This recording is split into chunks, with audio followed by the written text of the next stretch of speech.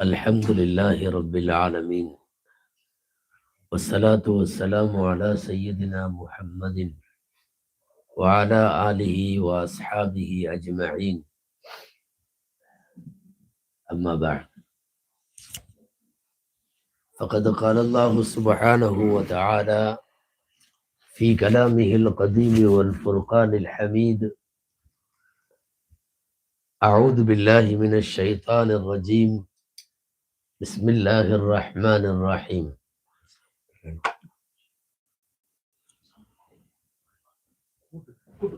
وعاشرهن بالمعروف، صدق الله العظيم.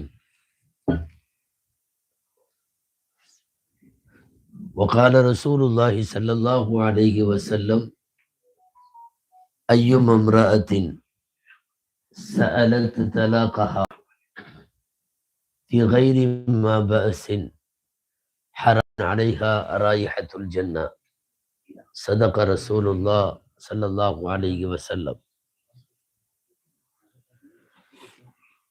அளவற்ற அருளாளனும் நிகரற்ற அன்புடையவனுமாகிய எல்லாம் வல்ல அல்லாஹுவின் பெயரால் துவங்குகிறேன். அருமை நாயகம் முஹம்மது ரசூலுல்லாஹ் ஸல்லல்லாஹு அலைஹி வஸல்லம் அவர்களின் மீதும், நற்பாக்கியங்கள் நிறைந்த அவர்களுடைய உம்மத்தின் மீதும், குறிப்பாக இந்த சங்கையான மஜ்லிஸில் வீற்றிருக்கிற நம் அனைவர் மீதும் எல்லாம் வல்ல அல்லாஹுவின் நல்லருள் என்றென்றும் நிறைவாக உண்டாவதாக. ஆமீன்.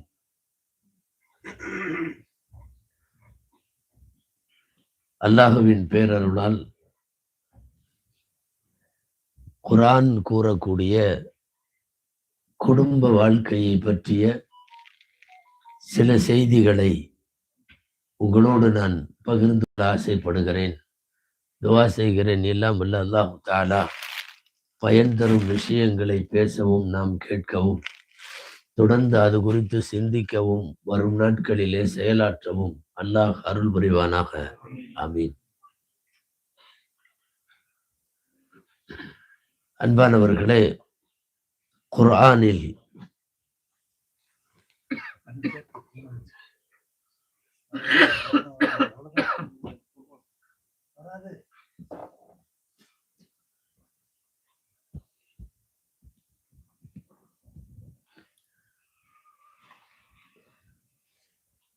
குர்ஆனில் எல்லாம் இருக்கிறது. ஆன்மீகம் இருக்கிறது, அரசியல் இருக்கிறது, புவியியல் இருக்கிறது. இந்த மாதிரி எல்லாம் இருக்கிற போது குடும்பவியல் அதிகமாக குர்ஆனிலே சொல்லப்பட்டிருக்கிறது.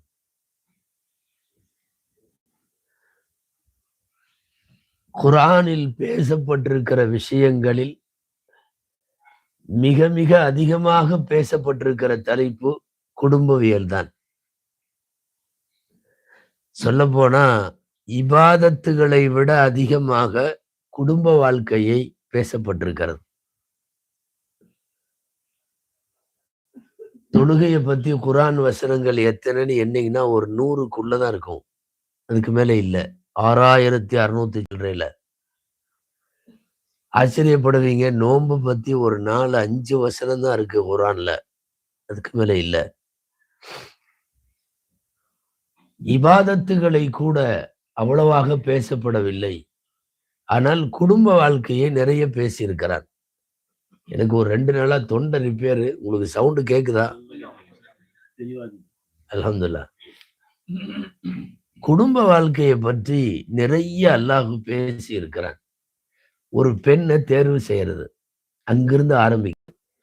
எந்த மாதிரி பெண்ணை தேர்வு செய்யணும், யார் யார் எல்லாம் கல்யாணம் பண்ணலாம், யார் யார் எல்லாம் பண்ணக்கூடாது, அப்படி அனுமதிக்கப்பட்ட பெண்களை கல்யாணம் பண்ணும்போது நிக்காஹுக்கு நிபந்தனை என்ன, அதுக்கு மகர் என்ன, மகருடைய அளவுகள், ஈஜாபு கபூல் அப்படின்னு சொல்ற, நான் கல்யாணம் பண்ணி கொடுக்குறேன்னு பொண்ணுடைய அத்தா சொல்றதும், நான் ஏத்துக்கிட்டேன் கபூல் செஞ்சுட்டேன்னு மாப்பிள்ளை சொல்றதும், இதெல்லாம் குர்ஆன்ல இருக்கு.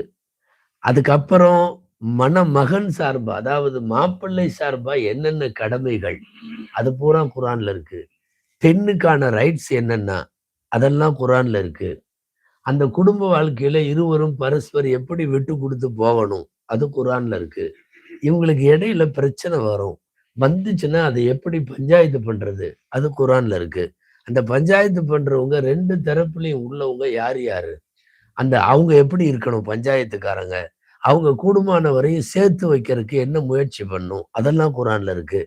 இனி நாளைக்கு அவங்களுடைய குடும்ப வாழ்க்கையில ஒரு குழந்தை பிறக்கும். அந்த குழந்தையுடைய வளர்ப்பு என்ன? பால்குடி காலம் எவ்வளவு? பால் எவ்வளவு காலம் குடுக்கணும்? கர்ப்ப காலத்தையும், பால்குடி காலத்தையும் எப்படி கணக்கு போடணும்? இப்படியே போகுது. அதாவது குடும்ப ஃபேமிலி லைஃப்ப பத்தி குர்ஆன் அலசுன மாதிரி, அ அப்படி அக்கு வேர், ஆணி வேரா பிரிச்சு போட்டிருக்குது குர்ஆன். ஒரு ஃபேமிலியினுடைய உள்ளடக்கம், அதனுடைய அந்த பூரா இன்டர்பிரிட்டேஷன் அத்தனையும் போட்டு மேய்ஞ்சிருக்கு குர்ஆன்ல. வேற எந்த ஒரு இபாதத்தையும் நீங்க இப்படி பார்க்க முடியாது குர்ஆன்ல. மக்ரிபுக்கு 3 ரக்காயத்து, ஃபஜ்ருக்கு 2 ரக்காயத்து குர்ஆன்ல இல்ல. குர்ஆன்ல எல்லாம் இல்ல. அதையே நம்ம எடுத்துக்கிட்டோம். நெறைய விஷயம் இருக்கு. நோன்புல எக்கச்சக்கமான சட்டங்கள் குர்ஆன்ல இல்ல. ஆனா குர்ஆனுக்குள்ளேயே மெயின் டைட்டில வச்சுக்கிட்டு, நான் சொன்ன பொண்ணு பார்க்கறதுல இருந்து ஆரம்பிச்சு, லாஸ்ட்டா ஒத்தே வரலங்கிற பட்சத்துல தலாக்கோ அல்லது குலாவோ விடுவாங்கல்ல, அது வரைக்கும் உண்டான அந்த தலாக் அதனுடைய சட்டம், குலா வாங்குறது அதனுடைய சட்டம், முடிஞ்சதுக்கு அப்புறம் என்ன ஜீவனாம்சம், அவ இத்தா பீரியட் எப்படி, அந்த இத்தா பீரியட்ல வந்து அந்த பீரியட்ஸ் கணக்கு எப்படி, அல்லது வந்து கிழவிகளுக்கு எப்படி, எல்லாம் சிறிய பிள்ளைகளுக்கு எப்படி, அவங்களுக்கு தலாக் விடப்பட்ட பிறகு ஜீவனாம்சத்தினுடைய காலம் என்ன, எல்லாம் பேசிக்கிட்டே போறான். ஒரு குடும்பவியலை அலசியதை போல குர்ஆன் வேறு எந்த துறையும் அலசல. காரணம், இஸ்லாம் குடும்ப அமைப்பு சார்ந்த மார்க்கம். Is a family oriented religion சொல்றோம். எதை இஸ்லாம் குடும்பம் சார்ந்துதான் ஒருத்தன் வாழணும்னு விரும்புது இஸ்லாம். நல்ல பெரிய அறிவாளி, பெரிய இன்டலெக்சுவல், கல்யாணம் பண்ணல, இந்த மார்க்கத்தை பொறுத்தவரையும் அவர் அந்தஸ்து கம்மிதான்.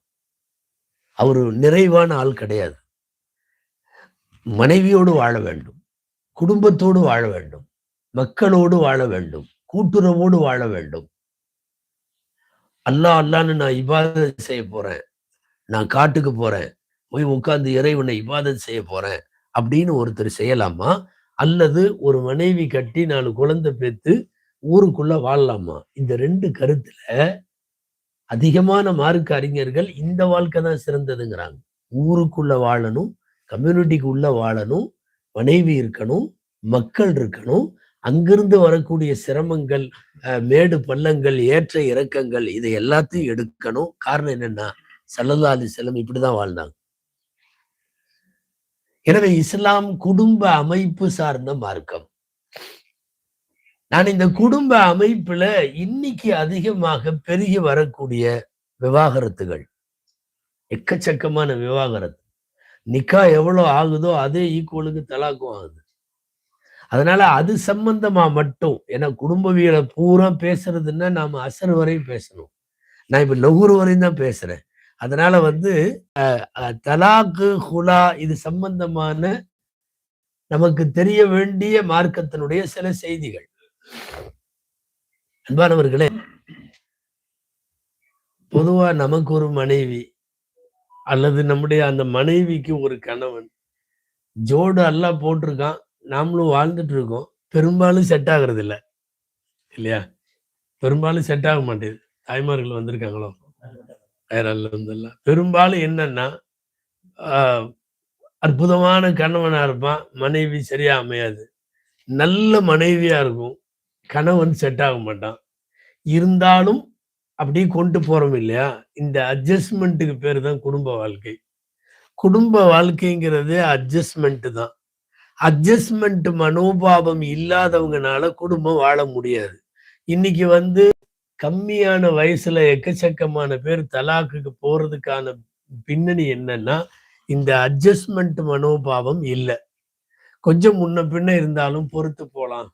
ஒரு குடும்பத்துல பிளஸ் மைனஸ் எல்லாம் இருக்கும். நமக்கு கொஞ்சம் அட்ஜஸ்ட் பண்ணி போலாம் இப்படிங்கிறது இல்லாம எனக்கு இது வேணும் அப்படின்ட்டு நின்றுகிட்டா வேற வழி இல்லை, அது தலாக்குல போய் தான் முடியும்.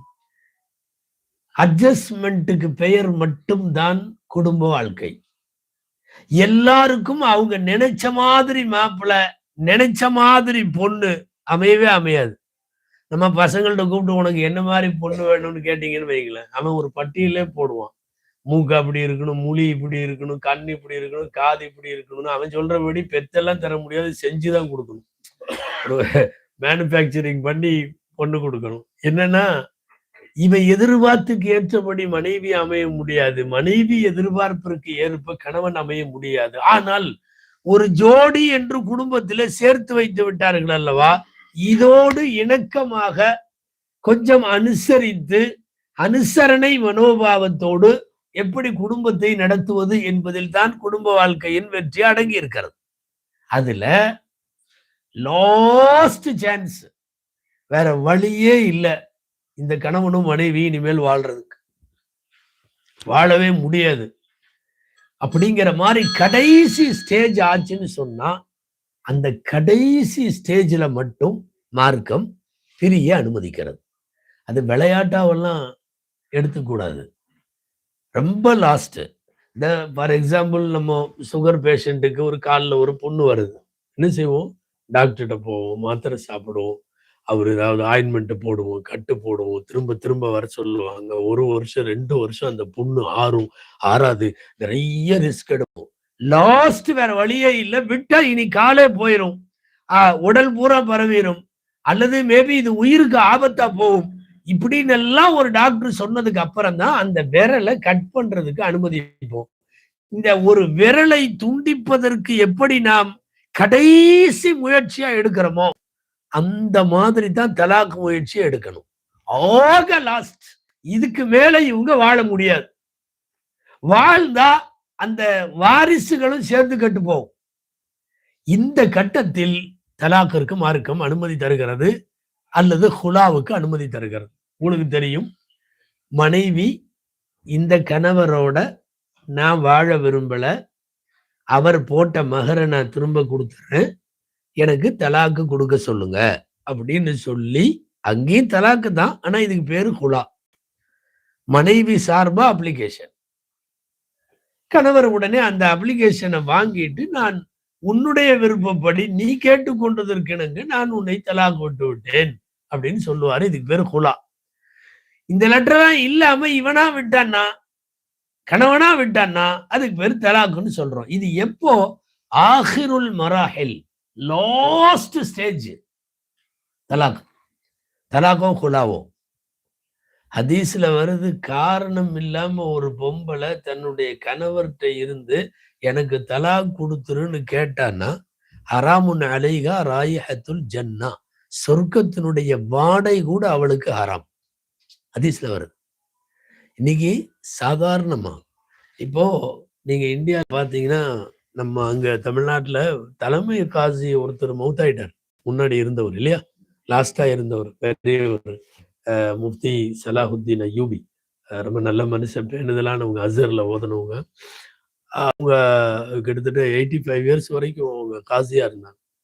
லாஸ்டா ஒரு 5 வருஷத்துக்கு முன்னாடி பேக் நியூ காலேஜ்ல ஒரு ஃபேமிலி சம்பந்தப்பட்ட கருத்தரங்கம், நாங்கெல்லாம் அதுல இருக்கிறோம். அப்ப அவங்க ஒண்ணு பேசினாங்க, நான் நீண்ட காலமா தமிழ்நாட்டுல நான் காசியா இருக்கிறேன், அப்போ 2000 வரைக்கும் நான் இந்த நாட்டுல அதிகமா தலாக்கு தான் பார்த்தேன். 2000க்கு பின்னாடி இந்த 20 வருஷமா நான் அதிகமா ஹுலாவை பார்க்கிறேன். ஹுலா என்ன தெரியுமா?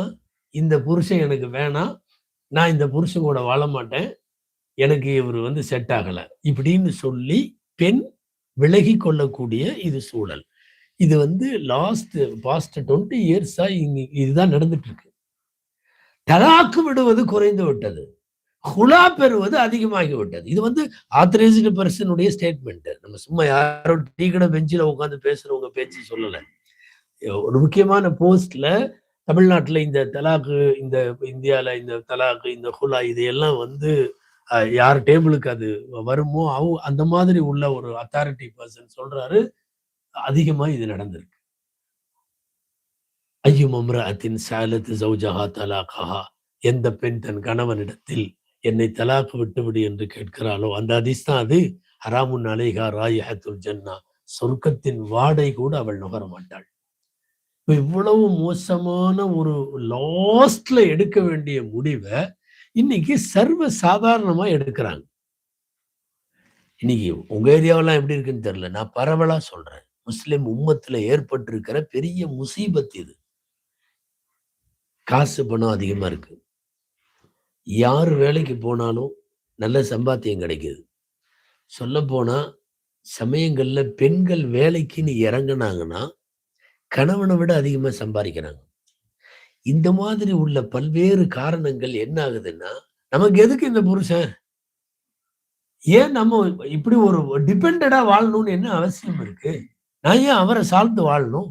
எனக்கு இவ்வளவு சேலரி வருது, நான் நல்லா இருக்கேன், இவன் ஒண்ணும் தேவையில்லை. இந்த முடிவுக்கு கொண்டு போய் தள்ளுனது எதுன்னா, இன்னைக்கு உள்ள வேலை வாய்ப்பு, இன்னைக்கு உள்ள காசு பணம், இன்னைக்கு உள்ள இந்த மென்டாலிட்டி. அதுலயும் குறிப்பா நீங்கெல்லாம் இருக்கிறது யூரோப்பியன் கண்ட்ரிஸ், சொல்ல வேண்டியதே இல்லை. நம்முடைய நாடுகள்ல கூட இன்னும் அந்த பாரம்பரியம், அந்த ஹெரிட்டேஜ், இதெல்லாம் இன்னும் கொஞ்சம் ஹயாத்தோட இருக்கு.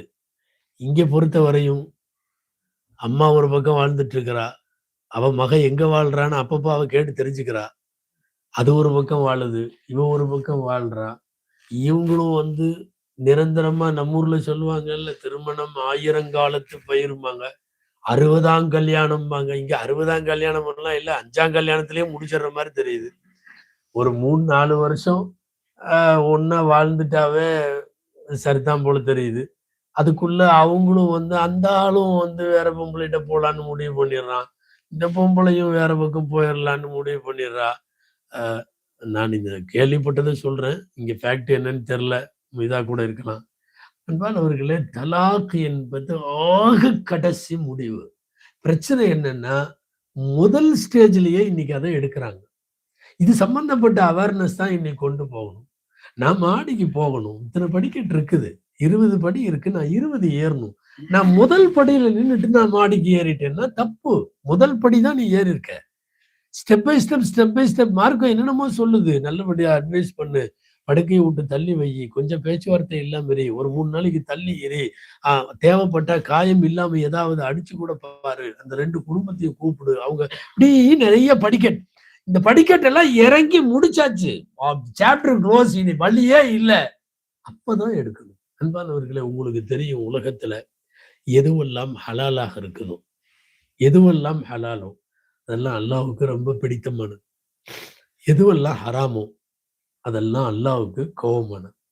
ஆனா இந்த இந்த பொது கான்செப்ட்ல இருந்து பெரிய டிஃபரெண்ட் என்ன தெரியுமா? தலாக் என்பது ஹலால், அல்லாஹ்வுக்கு கோபமானது. ஹலாலுங்க. அப்ப ஹலால்னா அல்லாஹ்வுக்கு பிடிக்குமல்ல? பிடிக்காது. ஏங்க ஹராம் தானங்க பிடிக்காது, ஹலால் அல்லாஹ்வுக்கு பிடிக்குமல்லங்க? எல்லாம் சரிதான். தலாக் என்பது ஹலாலா ஹராமா? ஹலால். அல்லாஹ்வுக்கு பிடிக்காது. ஹலாலிலேயே அல்லாஹ்வுக்கு பிடிக்காத ஒரே ஒரு விஷயம் தலாக் மட்டும்தான். தலாக் குலா மட்டும்தான். இது ஹதீஸ், இது நாம சொல்லல. அப்கதுல் ஹலாலி இலல்லாஹி அத்தலாக். ஹலாலில் அல்லாஹ்வுக்கு மிக கோபமானது தலாக் தான். அர்ஷ் ஆடுதுன்னு வருது. இதுல ஒரு தலாக் இந்த மண்ணிலே நிகழ்த்தப்பட்டு ஒரு கணவன் அல்லது ஒரு மனைவி விவாகரத்து பெறுகிற மஜ்லிஸ் இருக்கா இல்லையா, அந்த சத்தம் வரும்போது அதாவது அரிசி ஆடுதுன்னா சந்தோஷத்துல ஆடுறது இருக்குது அரிசி, கோபத்துல அரிசி கொந்தளிக்கிறது இருக்குது, ரெண்டும் இருக்கு. ஒரு சஹாபி மௌத்தாங்க. அந்த சஹாபிக்கு பேர் சஅத் இப்னு முஆத் ரலியல்லாஹு அன்ஹு. மதீனாவுல உள்ள அவுஸ் கோத்திரத்தாருடைய தலைவர், சிறந்த சஹாபி சஅத் இப்னு முஆத் ரலியல்லாஹு அன்ஹு. அவங்க மவுத் அப்போ சஹீஹுல் புகாரிலே இருக்கு, இஹ்தஸ்ஸ அர்ஷுர் ரஹ்மானி பிமௌத்தி சஅத் இப்னு முஆதின். சஅத் இப்னு முஆத் மௌத்தானப்போ அரிசி அசைஞ்சதுன்னு வருது. இந்த அசைவு என்னன்னா சந்தோஷ அசைவு.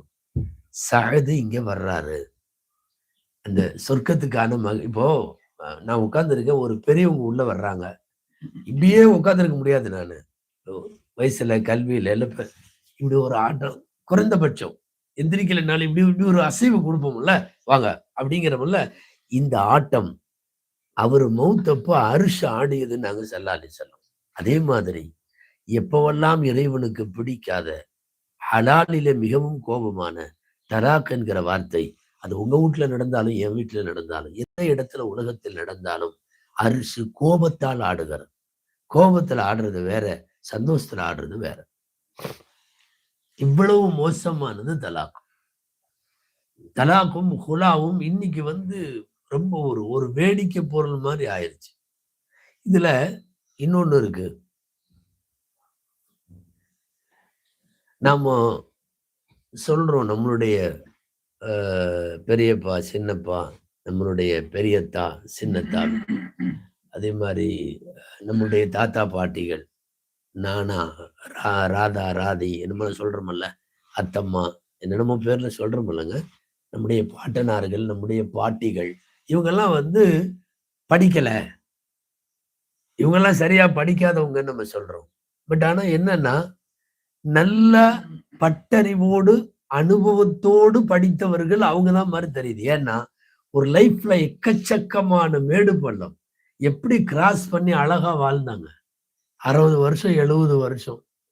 நம்முடைய தகப்பனாருடைய தாயார கொஞ்சம் யோசிச்சு பாருங்க. நம்முடைய தகப்பனாருடைய தகப்பனார கொஞ்சம் யோசிச்சு பாருங்க. நம்முடைய தாத்தாவும் நம்முடைய தாதியும் அவங்க வாழ்ந்ததை கொஞ்சம் யோசிச்சு பாருங்க. நாம அவங்கள படிக்கலைன்னு சொல்லிட்டு இன்னைக்கு நம்ம பேருக்கு பின்னாடி பிடெக், எம்டெக், பிஹெச்டி, டாக்டர், லொட்டு லூசுக்கு இங்கிலீஷ்ல உள்ள 26 எழுத்தையும் பட்டமா போட்டு வச்சிருக்கான். போட்டு வச்சுட்டு வயசு 30க்குள்ள இவன் ஒரு அப்ளிகேஷன் ஜமாத் கொடுக்குறான், என்ன பிரிச்சு வைக்கன்னு.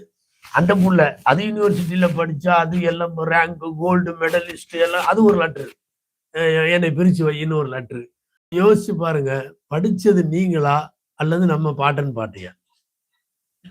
உண்மையாலுமே நாங்க அவங்கள அவங்கெல்லாம் குவாலிஃபைடு இல்ல, எஜுகேட்டட் இல்ல, அவங்கெல்லாம் ஒண்ணும் கிராமத்துக்காரங்க அப்படி இப்படிங்கிறோம். வாழ்க்கையை படித்தவர்கள் அவர்கள் தான். அவங்களுக்கு தெரிஞ்சிருக்குது பிரியறது மேட்ரு பெருசு இல்ல, 10 நிமிஷத்துல முடிஞ்சு போயிரும்.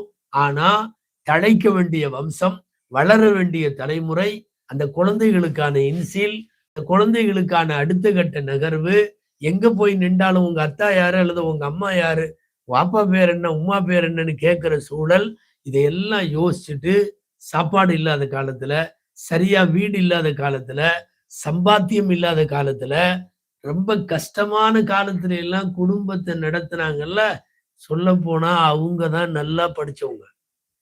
நாம இன்னைக்கு வாங்கி இருக்கிறது பட்டம், சும்மா சம்பளத்துக்கான பட்டம். இது மாசம் எனக்கு இந்த படிப்பு படிச்சா இத்தனை யூரோ சம்பளம் கிடைக்கும், அதுக்காக வேண்டி நான் பண்ற வேலை, அவ்வளவுதான்.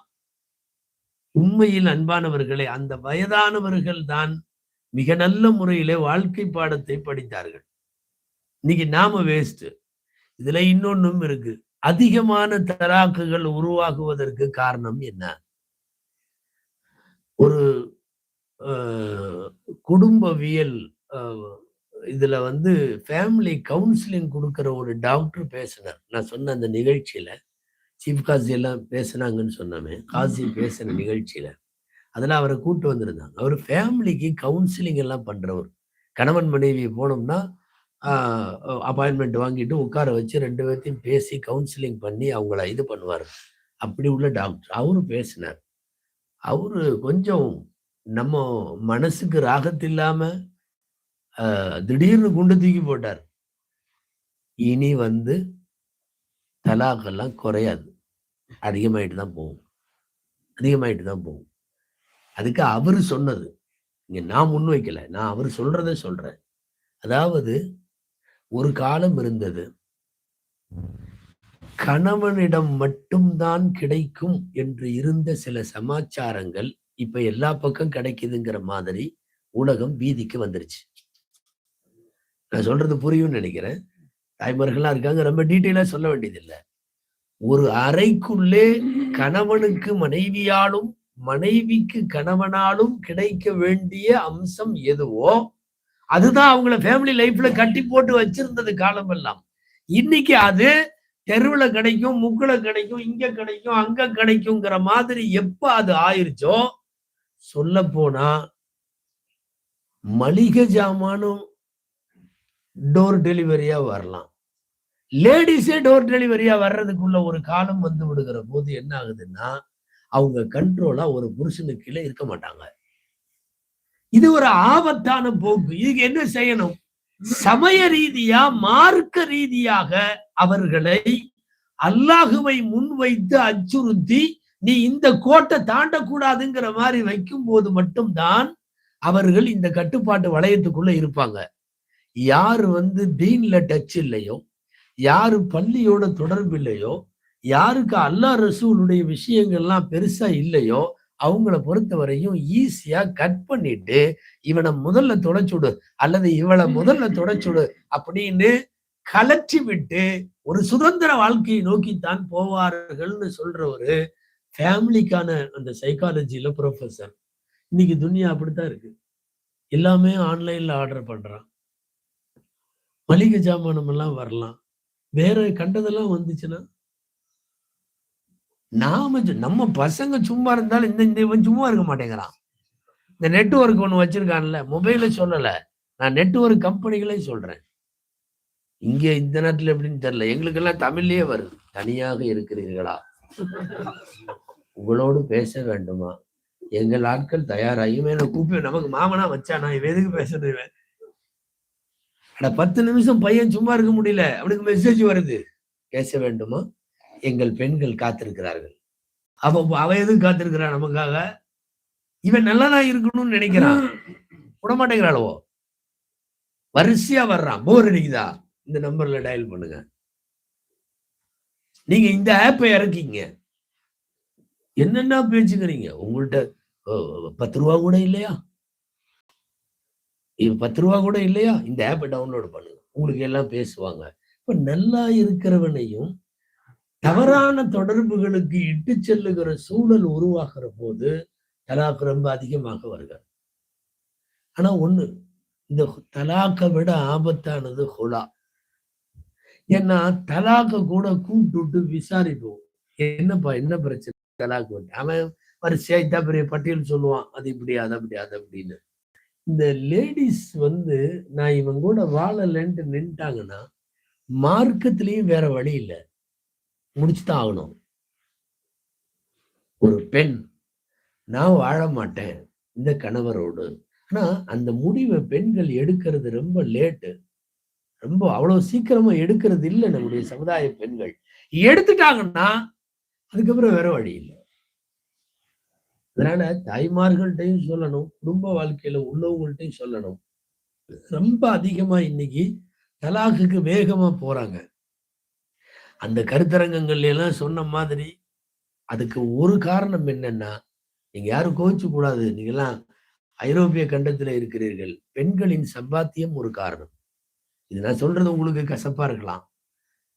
நம்ம எல்லாருமே இன்னைக்கு அதை விரும்ப ஆரம்பிச்சிட்டோம்.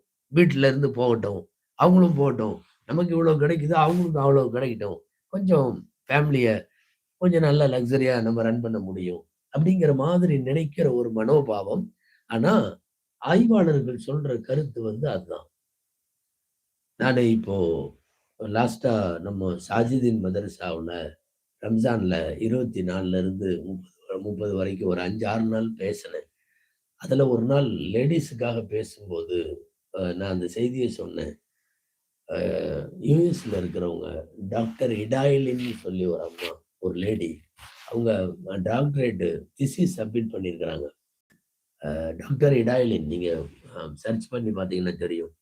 அந்த அம்மா வெஸ்டர்ன் கண்ட்ரிஸ்கள்ல உள்ள குடும்ப அமைப்பு தோல்வியாயிருக்கு ஏன்னு சொல்லி ஆராய்ச்சி பண்ணி அந்த அம்மாவுடைய திசிஸ் உடைய டாபிக் அதுதான். மேற்கத்திய கலாச்சாரத்தில் மேற்கத்திய குடும்பங்களில் எதனால் இப்படி குடும்ப அமைப்பு தோல்வியாகிவிட்டது அப்படிங்கிறது தான் அவங்களுடைய திசிஸ். ஏறத்தாழ 300 பக்கத்துக்கு மேல அவங்க யூனிவர்சிட்டிக்கு சப்மிட் பண்ண டாக்டரேட்டுடைய திசிஸினுடைய சப்ஜெக்ட் பொருள் என்ன தெரியுமா? இந்த லாஸ்ட் ஒரு பேரால அவங்க சொல்ற ஷார்ட் இது என்ன தெரியுமா?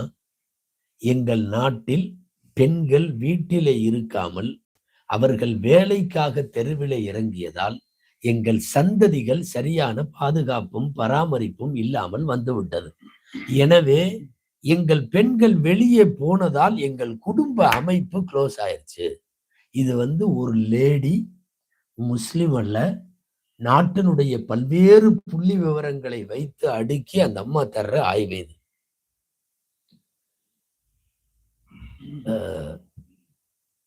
நிறைய அந்த அம்மாவுக்கான மேற்கோள்கள் நிறைய நம்ம காட்டியிருக்கிற மேற்கோள்கள் அந்த புத்தகத்தை நாங்களும் படித்திருக்கிறோம். அந்த திசிஸ பெரும்பாலான கட்டுரைகள் எடுக்கப்படுறது, அந்த மேற்கோள் காட்டுறதெல்லாம் இப்போ வந்திருக்கல. இந்த ஃபாதர்லெஸ் அமெரிக்கான்னு ஒரு புக் இருக்குல்லங்க, கடுமையான சர்ச்சையாச்சு அந்த புக் யூஎஸ்ல வெளியிடுறதுக்கு. ஏன்னா யூஎஸோட மானத்தை வாங்குது அந்த புக்கு. த ஃபாதர்லெஸ் அமெரிக்கா, தகப்பன் இல்லாத America, it is a most urgent social problem அப்படின்னு அந்த ஃபாதர்லெஸ் அமெரிக்காவுக்கு கீழே டைட்டில் கொடுத்துருப்பாங்க. மோஸ்ட் அவர் அவர் அர்ஜென்ட் அவர் சோசியல் இஷ்யூ அப்படின்னு சொல்லி கொடுத்துருப்பாங்க. தந்தை இல்லாத அமெரிக்கா. அங்க இருக்கிற நிறைய குழந்தைகளுக்கு தந்தை யாருன்னு தெரியல, நிறைய குழந்தைகளுக்கு தாய் யாருன்னு தெரியல. இந்த பேஸ்ல எக்கச்சக்கமான புள்ளி விவரங்களை அடுக்கி வெளிவந்திருக்கிற ஒரு ஆய்வு புத்தகம். கடுமையான தடையெல்லாம் போட்டாங்க, நீதிமன்ற தீர்ப்புல எல்லாம் வாங்கி இன்னைக்கு அது இருக்கு. நீங்க எல்லா புக் ஃபேர்லயும் கிடைக்கும். Fatherless America.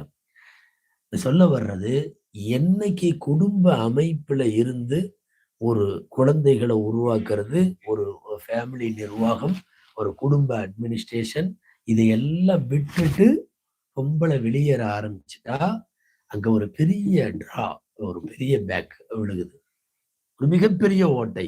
நீங்க யாரும் மனஸ்தாபம் இருந்தாலும் பரவாயில்ல, இது மார்க்கம், அதனால சொல்லி ஆகணும்னு சொல்றேன்.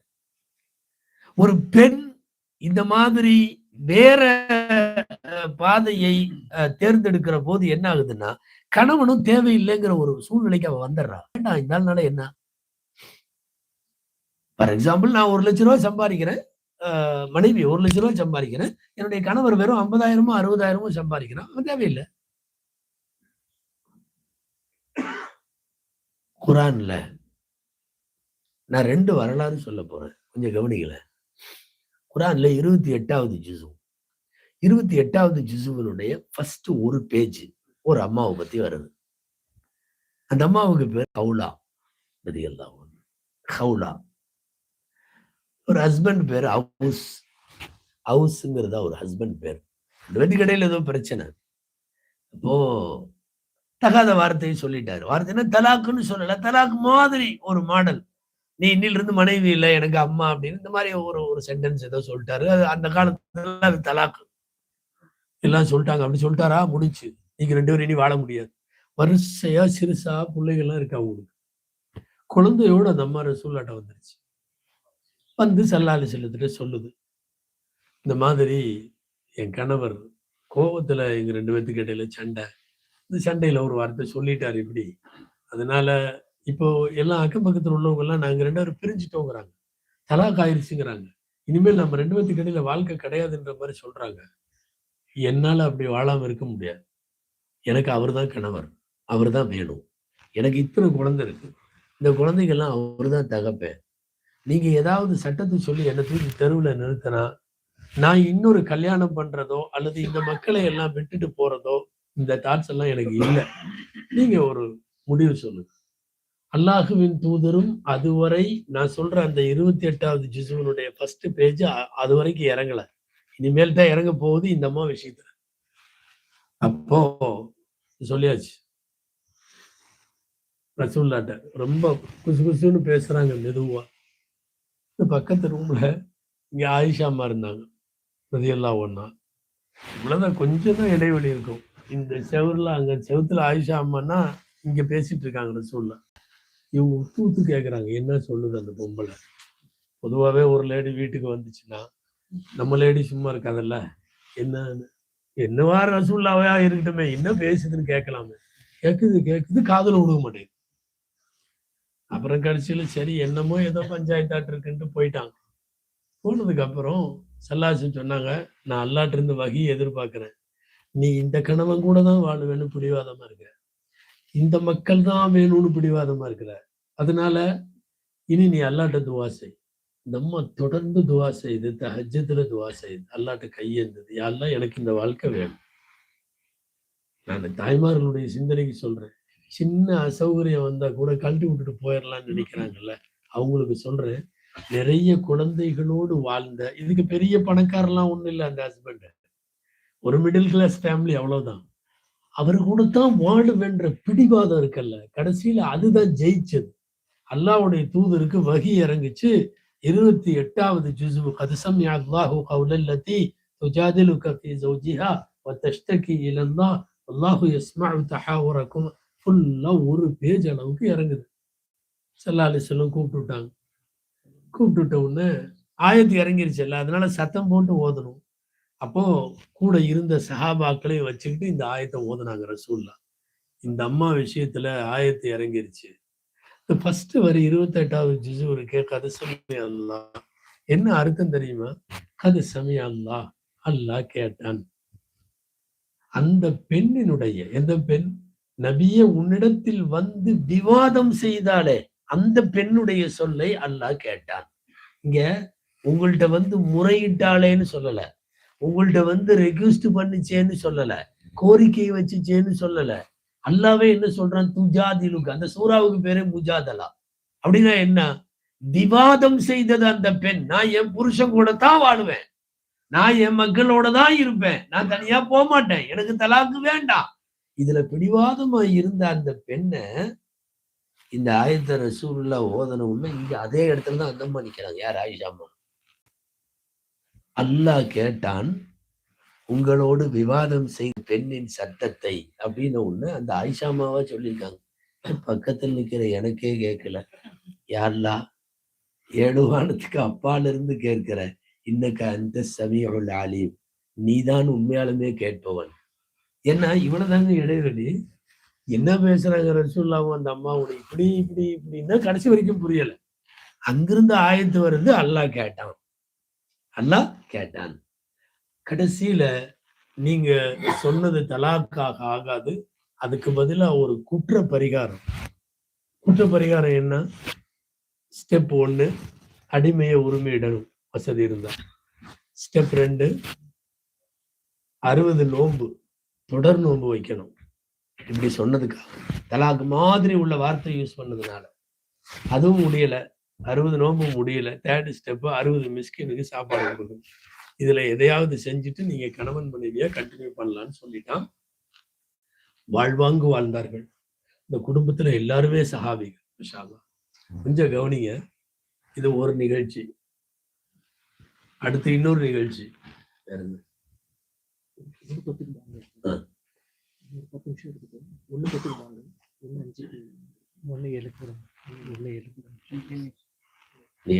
முடிக்கணும். இன்னும் ஒரு நிகழ்ச்சி 7 நிமிஷத்துக்குள்ள கரெக்டா முடிச்சிடும். நீங்க யாரும் கவலைப்பட வேண்டியதில்லை.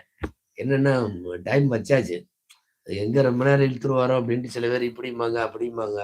முடிச்சிருவோம் இப்போ இன்ஷா அல்லாஹ். பரீரான்னு ஒரு அம்மா ஆயிஷா அம்மாட்ட வேலைக்கு இருந்தாங்க. நல்ல கணவர் முஹீத்னு. அது ஏதோ இந்த 2025 உள்ள பொம்பளை மாதிரியா என்னமோ தெரியல. ரசூலுல்லாஹ்ட்ட வந்து எனக்கு இந்த புருஷன் வேணான்னுச்சு. நல்ல பையன், நல்ல கணவர். ஏம்மா என்னம்மா என்ன என்னென்னமோ பேசுறாங்க. அவரை கூப்பிட்டு கேட்டா எனக்கு உயிரே என் மனைவி தாங்கிறார். பேர் மாத்தமா அந்தால ஆகவே ஆகாதுங்குது. எவன் ஏதாவது காரணம் சொல்லுமா? எனக்கு இல்ல, ஒரே வார்த்தை, எனக்கு பிடிக்கல. யாரோ பேசி பார்த்தாங்க. கடைசியில வந்து உட்காந்துச்சு அந்த அம்மா பரீரா. புகாரிலேயே அந்த அம்மாவுடைய பேரெல்லாம் இருக்கு, பரீரா ரலியல்லாஹு அன்ஹா. ரசூலுல்லாஹ் சொன்னாங்க, முடிவு பண்ணிட்டியா? ஃபைனலா இதானே? ஆமா. கடைசியில ரசூலுல்லாஹ் எதுக்கும் அவங்க பங்குக்கு கொஞ்சம் சொல்லலாமேன்ட்டு, ஏமா உன் கணவர் முகீஸ் கூடயே வாழலாம்ல அப்படின்னு. போல்டான பெண் அந்த பெண் பரீரா. பரீரா கேட்டாங்க, யா ரசூலல்லாஹ் அத்தமுருனி அம் தஷ்ஃபஉனி, நீங்க எனக்கு அவரு கூடயே வாழ சொல்லி உத்தரவு போடுறீங்களா, சிபாரிசு பண்றீங்களா? தஷ்ஃபஉனினா ஷஃபாஅத், சிபாரிசு பண்றீங்களா? தமுருனினா அம்ரு, நீங்க ஆர்டர் ஃபார்ம்ல சொல்றீங்களா அல்லது ரெக்கமெண்ட் ஃபார்ம்ல சொல்றீங்களா? நீங்க எப்படி சொல்றீங்க? ரசூலுல்லாஹ் தெளிவா சொன்னாங்க, இன்னமா அன அஷ்பா, நான் ரெக்கமெண்ட் தான் பண்றேன். ஏன்னா ஒருத்தரோட குடும்ப வாழ்க்கையில அவர் மனைவியை தேர்ந்தெடுக்கிறாரு, அவர் கணவரை தேர்ந்தெடுக்கிறாரு. இதுல போய் நம்ம ஆர்டர் எல்லாம் போடக்கூடாது. அதுக்கப்புறம் அது ரைட்ஸ் இல்லாம போயிடும். ஹியூமன் ரைட்ஸே இல்லாம ஆயிரும். நான் சிபாரிசு தான் பண்றேன். டக்குன்னு சொல்லுச்சு. அப்பன்னா உங்க சிபாரிசை நான் ஏத்துக்கல. ஹதீஸ்ல இருக்குங்க. நம்மளாம் பக்கத்துல இருந்தோம்னா எந்திரிச்சிருப்போம். இப்படி பேசித ரசூலுல்லாஹ்ட்டன்னு. ரசூலுல்லாஹ் மார்க்கம் தெளிவா வச்சிருந்தாங்க. அதனால சொன்னாங்க, அப்பன்னா உன் இஷ்டம். என்னுடைய பங்குக்கு ஒரு நல்ல காரியத்துக்கு நான் ஒரு சிபாரிசு பண்ணிட்டேன். அதை ஏத்துக்காம மறுக்கிறதுக்கும் இங்க இஸ்லாத்துல ஒரு பெண்ணுக்கு அனுமதி உண்டு. இந்த அம்மா சொன்னாங்க, உத்தரவா சிபாரிசா? உத்தரவு இல்லாம சிபாரிசு தான். அப்படின்னா அந்த சிபாரிசு நான் ஏத்துக்கல. தெரிஞ்சாச்சு. நான் இப்ப உங்கள்கிட்ட சொல்ல வர்றது, ரொம்ப பிரபலமான சஹாபி பெண் பரீரா ரலியல்லாஹு அன்ஹா. ஆயிஷா அம்மா கூடவே இருந்தவங்க. சில ஹதீசுகள் மார்க்க ஃபிக்ஹ் சட்டங்கள் வர்றதுக்கு இந்த அம்மா காரணம். ஆனா தெரிஞ்ச இந்த அம்மாவுடைய வரலாறு குர்ஆன்ல எங்கேயுமே இல்லை. சேர்ந்துதான் வாழுவேன்னு பிடிவாதமா இருந்தாங்கல்ல ஹவுலான்னு ஒரு அம்மா, ஒரு பக்கம் குர்ஆன்ல உட்கார்ந்துருக்காங்க. அவ்வளவுதான். இந்த கம்பேரிசனுக்காக தான் இதை சொல்ல வந்தேன். பிடிவாதமா நான் இதே கணவரோடு தான் வாழுவேன், இதே மனைவியோடு தான் வாழுவேன், நான் பிரிய மாட்டேன் அப்படின்னு சொன்னவங்க குர்ஆன்ல உட்கார்ந்துட்டாங்க. கியாமத்து வரையும் அர்த்தம் தெரிஞ்சோ தெரியாமையோ நாமளும் ஓதிக்கிட்டே இருக்கிறோம். அது ஹவுலாவுக்கான வாழ்த்து, ஹவுலாவுக்கான துவா, ஹவுலாவுக்கான கங்க்ராச்சுலேஷன்ஸ் நம்ம பண்ணிட்டு இருக்கிறது. அந்த பரீராவுடைய நிகழ்ச்சியவே அல்லாஹ் குர்ஆன்ல வைக்கல. ஹதீசுகள்ல இருந்து இது இருக்க ஒழிய, என் கணவரை பிரிவேன்னு சொல்லி பிடிவாதமா பிரிஞ்சாங்க இல்லையா, அதாவது எந்த காரணமும் இல்லாம, குர்ஆன்ல இல்ல. அன்பானவர்களே, ஒரு நிக்காக உலகத்துல எங்க நடந்தாலும் நபிமார்கள் எல்லாம் துவா செய்வார்கள், சாலிஹீன்கள் எல்லாம் துவா செய்வார்கள். ஒரு தலாக் எங்க நடந்தாலும் ஷைத்தான் பூரா சந்தோஷமாயிருவான். எல்லா ஷைத்தானும் சந்தோஷமாயிருவான். எல்லா இப்லீஸும் சந்தோஷமாயிருவான். அல்லாஹ்விற்கு மிகவும் பிடிக்காத, நபிமார்களுக்கு மிகவும் பிடிக்காத ஒரு சொல். அதனால ஃபேமிலியில துவக்கத்துல இருந்தே இந்த மாதிரி விஷயங்களை கொஞ்சம் மனம் விட்டு பேசி ஒரு நல்ல முடிவுக்கு வந்துடணும். தலாக்கு முடிவுக்கு அல்ல, சேர்ந்து வாழக்கூடிய அந்த பஞ்சாயத்து முடிவுக்கு போயிடணும். ஒண்ணும் இல்ல, உட்காந்து யாராட்டையோ பேஸ்புக்ல உட்காந்து 3 மணி நேரம் பேசுறதுக்கு பதிலா மனைவிட்ட ஒரு 30 நிமிஷம் பேசினா போதுமே. அல்லான்னு உட்காந்து அந்த அம்மா உட்கார வச்சு, இங்க வாமா ஐஷாபி, என்ன உனக்கு எனக்கு என்ன பிரச்சனை, உட்காரு, மனம் விட்டு பேசணும்னு வைங்களேன், ரொம்ப அழகா பேசிடலாம். இந்த மனம் விட்டு பேசணும்னு எல்லாம் இந்த யூடியூப்ல வேற போயிட்டு இருக்கு. இந்த யூடியூப்ல கமெண்ட் பண்ற புண்ணியவானுங்க நிறைய பேர் இருக்கானு. அல்லாஹ் அக்பர். அவன் பண்ற கமெண்ட் இருக்க, நாம பேசிட்டு இருப்போம், இங்க எறும்பு ஊறுதுன்னு போட்டுருவான். உங்கள் துண்டில் எறும்பு ஊறுகிறது. அஜரித்தவர்களை, நீங்கள் அமர்ந்திருக்கிற இடத்திற்கு பின் இருக்கிற கடிகாரம் ஓடவில்லை. அவன் பயானெல்லாம் கேட்கல, அவன் என்னென்னத்தையோ கவனிச்சுட்டு இருந்திருக்கான். அப்படி ஒரு பயான்ல தான் மனைவியோடு மனம் பேசினால் பிரச்சனை எல்லாம் தீர்ந்துருக்கிற கமெண்ட்ல ஒருத்தன் யாருடைய மனைவியோட இருக்கிறான். அல்லாஹ் அன்பானவர்களை, கணவனும் மனைவியும் அமர்ந்து பேசிட்டா அப்படிதான் ஹதீஸ்லயும் வருது. திரும்ப திரும்ப பேச வேண்டும், திரும்ப திரும்ப நமக்குள்ள அது விவாதிக்கப்படணும். ஒரு கெட்ட முடிவை நோக்கி போகாம அதை கட்டுப்படுத்துறதுக்கு நம்மளால முடியும். அதுக்கான பெரிய பாடம் குர்ஆன்ல நான் ஆரம்பத்துல சொன்ன மாதிரி குடும்பவியலை தவிர வேற எந்த சப்ஜெக்டையும் இப்படி அக்கு வேறு ஆணி வேறா குர்ஆன் பேசுறதில்லை. அந்த அடிப்படையில் குர்ஆன் கூறக்கூடிய குடும்ப வாழ்க்கையினுடைய அடிப்படையில் அல்லாஹ் நம்முடைய வாழ்க்கையை ஆக்கி தருவானாக. நம்முடைய வீடுகளில் வாழும் காலம் எல்லாம் இந்த மோசமான தலாக்கு ஹுலா போன்ற சப்தமே இல்லாமல் நம்முடைய குடும்பத்தை அல்லாஹ் ஆக்குவானாக. நிறைய ஏற்ற இறக்கங்களும் மேடு பள்ளங்களும் காசு பணத்தினுடைய கூடுதல் குறைவும் இருந்தாலும் அனுசரித்து வாழும் மனோபாவத்தை அல்லாஹ் நம்முடைய சந்ததிகளுக்கு, நம்முடைய பேரன் பேத்திகளுக்கு, நம்முடைய மக்களுக்கு எல்லாத்துக்கும் அல்லாஹ் தஆலா வழங்கி அருள்வானாக. நம்முடைய இல்லறங்களை அல்லாஹ் இஸ்லாம் கூறக்கூடிய இனிய இல்லறங்களாக அல்லாஹ் ஆக்கி தருவானாக. ஆமீன். وآخر دعوانا أن الحمد لله رب العالمين. السلام عليكم ورحمة الله وبركاته.